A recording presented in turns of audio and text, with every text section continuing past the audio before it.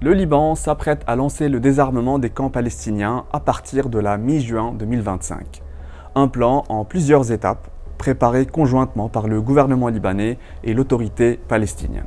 La première phase ciblera les camps de la capitale et ses environs, Bourj el-Brajne, Shatila et Marlies, considérés comme les plus faciles à traiter. En juillet, le désarmement concernera les camps d'El Jalil dans la Bekaa, puis de Beddaoui au nord.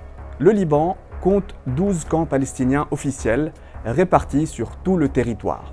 Mais attention, tous ne présentent pas les mêmes enjeux. À Beyrouth, la présence armée est très limitée.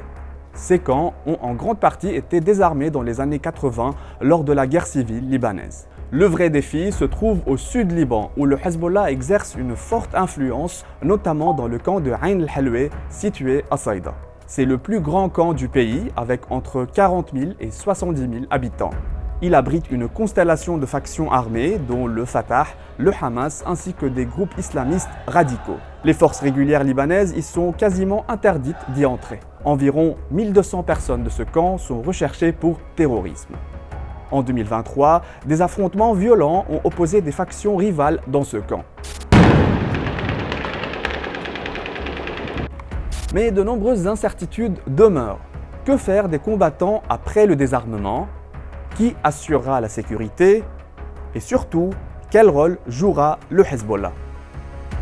Une chose est certaine, le désarmement des camps constitue un défi politique et sécuritaire majeur pour l'État libanais qui cherche à rétablir son monopole sur tout le territoire en monopolisant le port des armes. Cependant, il semble écarter toute confrontation frontale pour y parvenir. Quant au Hezbollah, tout comme il refuse de déposer ses armes, il ne semble pas prêt à lever sa tutelle sur certains groupes palestiniens. Le processus de désarmement des camps est bien lancé, mais le chemin reste long.